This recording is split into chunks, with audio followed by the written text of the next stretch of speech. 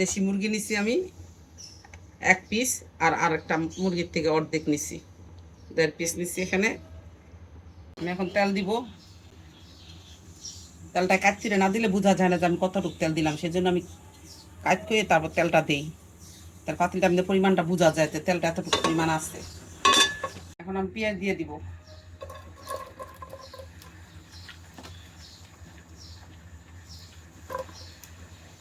তেজপাতা দিব, আমার গাছের তেজপাতা, সেই জন্য এরকম দেখা যায়। আমি এটার মধ্যে আরাম মশলা দিব না, আমি মশলা ফাঁকি মশলা দিব, গরম মশলা।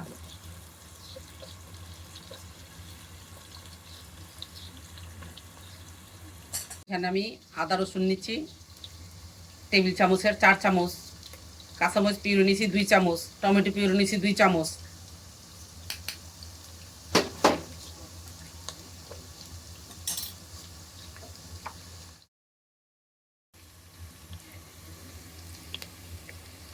কাঁচামরিচ দিছি সেহেতু 1 চামচ মরিচের গুঁড়া দিলাম, আরেকটু দিব, আরেকটু দেবো, 1 চামচ দিলাম, আরেকটু দিলাম, 1.5 চামচ দিলাম। হলুদের গুঁড়াটা 2-3 চামচ দিব। এই হলুদের গুঁড়া আমি 3 চামচ দিলাম, মরিচের গুঁড়া 1.5 চামচ দিলাম, আদা রসুন পেস্ট টেবিল চামচের 4 চামচ দিছি, টমেটো পেস্ট 2 চামচ দিছি, আর কাঁচামরিচ পিউরি 2 চামচ দিছি। এই মশলাটা এখন একসাথে আমি মাখবো, তাহলে মশলাটা সুন্দর ঘন হয়। আমরা এখানে কেন মাখছি আম্মা, পাতিলে না মেখে? এটা মাখলে মশলাটা এই ফাঁকি মশলাটা ওখান থেকে না দিলে এখানে দিলে ভালো হয়। এই কারণ এতগুলি পেস্ট আছে, এটার সাথে মশলাটা দিলে মশলা পুড়ে যায় না, তাড়াতাড়ি পানি না দিলেও চলে। পেঁয়াজটা একটু হালকা ব্রাউন হলে আমরা এই মশলাটা অ্যাড করব। এই গরম মশলা গুঁড়া আমি সাথে একসাথে দিলাম, আবার নামানোর আগে আর একটু গরম মশলা গুঁড়া দিব আর জিরার গুঁড়া দিব।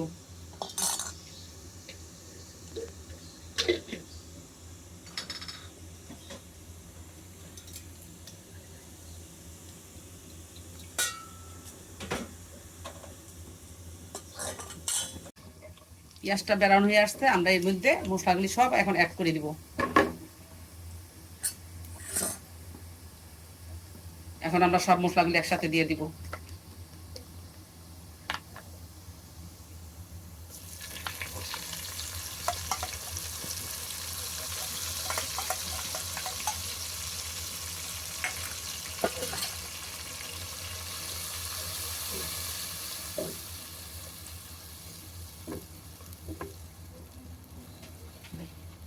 মশলার গ্রেভিটা অনেক দেখা যায় এইভাবে দিলে, মাখা মাখা দেখা যায়।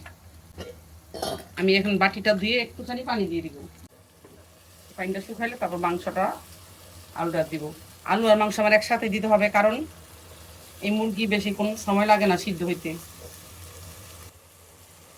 আমি সব মশলা ঘরে বানাই, বিরিয়ানির মশলা আলাদা ঘরে বানাই, কুরবানির গরুর মাংসের মশলা আলাদা ঘরে বানাই, গরুর মাংস মুরগির মাংস আলাদা বানাই, রোস্টেরটা আলাদা বানাই।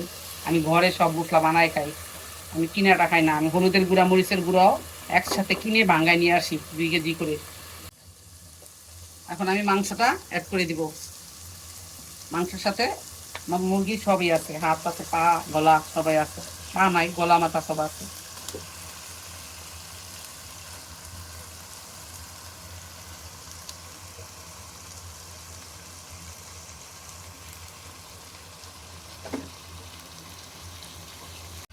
এখন আমি নাইরা গুঁড়া গুঁড়া করবো।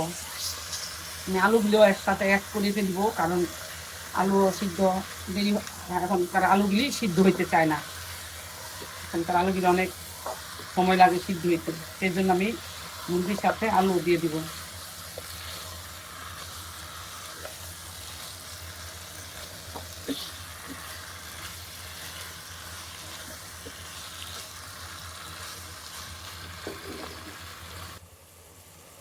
আর খিচুড়ি দেখাবো তো আলু ঝোল মাংস দিয়ে রান্না করব,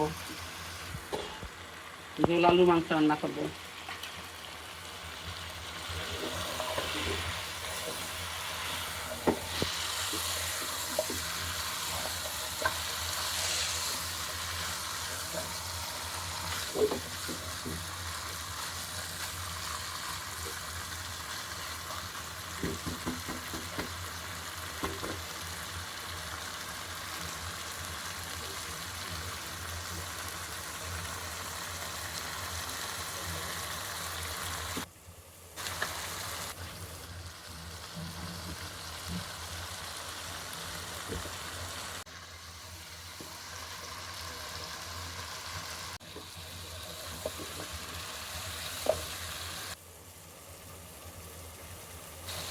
আপনাদের যদি এই রান্নাগুলি ভালো লাগে, রান্নার পাশে থাকেন, লাইক করেন, শেয়ার করেন, কমেন্ট করেন।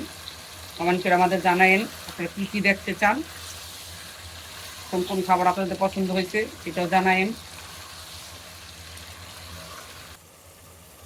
সাবস্ক্রাইব করে দিন, লাইক কমেন্ট সাবস্ক্রাইব করে দিন।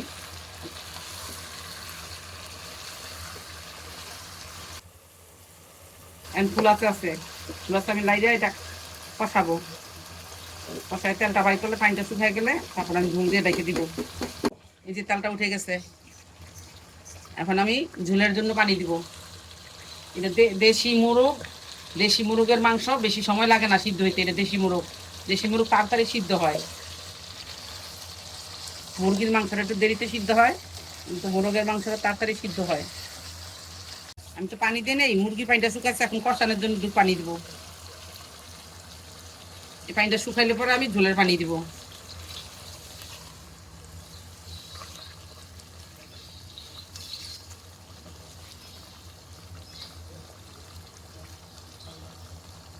কষানোর জন্য পানি কেন দিলাম মা? এটা একটু একটু আলুটা অনেক সিদ্ধ সময় লাগবে, কারণ কষানোর পানিটা না দিলে আলুটা সিদ্ধ হবে না। আর আমি কলিজাগুলি পরে দিই, কারণ কলিজাগুলি আগে দিলে ভেঙে তরকারিটা কালো হয়ে যায়।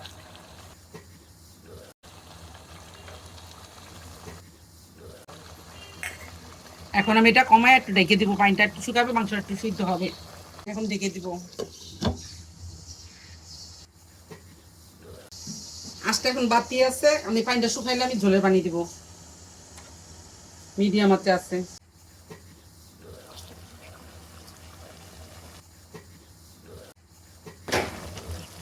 অনেক সুন্দর গ্রান।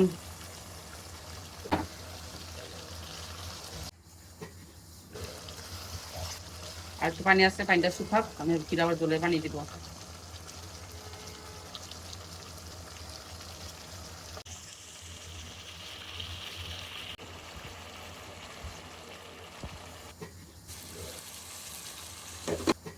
অনেক তেল উঠছে, আমি এখন পানি দিয়ে দিব। পানিটা শুকিয়ে গেছে, যে পানিটা দিছিলাম, এখন আমি ঝোলের পানি দিব।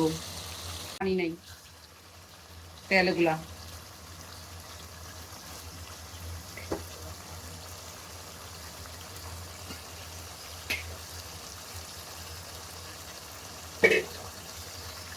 আমি এই আধা কেজির মতো পানি দিব।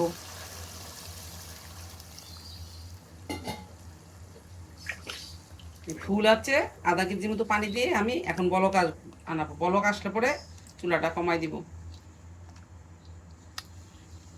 তারপরে কমাই দিয়ে আমি একটু জিরার গুঁড়া, একটু গরম মশলার গুঁড়া দিব। আমি গরম মশলার গুঁড়াটা ঘরে করি, কি কি দিয়ে করি আপনাদের একটু জানাই দিই।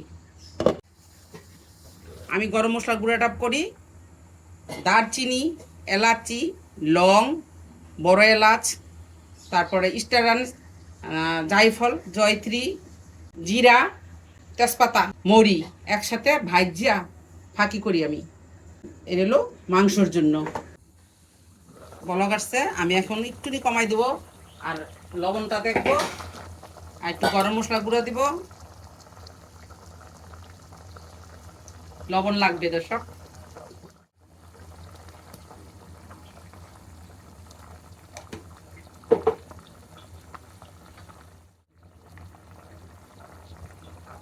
দুই চামচ জিরার গুঁড়া দিব।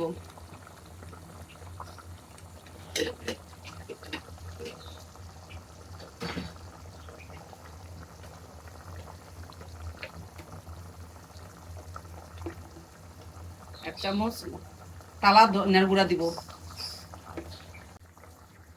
এখন দিব একটু গরম মশলার গুঁড়া, একটু দিব, আগে একটু দিয়েছি, অনেক একটু দিয়ে দিলাম।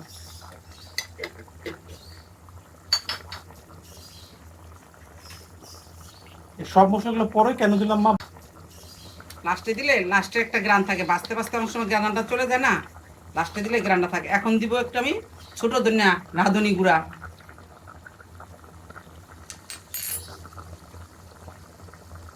খিচুড়ির সাথে রাঁধুনির গ্রানটা খুব ভালো যায়, সেজন্য দিলাম। সচরাচর অন্য যখন আমরা না। ঝোল করি তখন দেই না। না, সাধারণ মুরগির ভিতরে দিই না, কিন্তু খিচুড়ি মাংসের ভিতরে দিই। আর লেটকা খিচুড়ি বানালেও সেটা ভিতরে দিই রাঁধুনি গুঁড়া। রাঁধুনি গুঁড়াটা আমরা খিচুড়ি মাংসের ভিতরে দেই, খিচুড়ি যে পান্না খিচুড়িটা দিই ওই খিচুড়িটা দিই, কিন্তু ভুনা খিচুড়িটা দিই না। সুন্দর একটা গ্রান আসছে, সব মশলার গ্রান। এখন আমি চুলা আঁচটা কমাই দিয়ে ডেকে দিব। আমি এখন ডেকে দিব 15 মিনিট পরে আইসা দেখবো। সারা ঘর গ্রানে কি ভরে গেছে, মোমো করতেছে গ্রানে। দেখছেন কি সুন্দর তেল উঠছে চারিপাশে, হাঁসের মাংসের মতো। সবাই কি দেখতে পারতেছেন? অনেক সুন্দর তেল উঠছে, অনেক সুন্দর। আমি আরেকটা টিপস দিই আপনাদের। আমি 2টা আলু ভেঙে তারপরে মাংসের ভিতরে এড করবো। আলুটা ম্যাশ করে এর ভিতরে দিয়ে দিব। এটা দিলে মাংসটা ঝোলটা ঘন হয় আরো। আমি দেখলেন তো অনেক মশলা দিচ্ছি, তারপরেও একটু লাগতেছে। আমি আবার একটু আলু দিলাম দাদা, এটা একটু নিই আর একটু ঘন ঘন হয় ঝোলটা।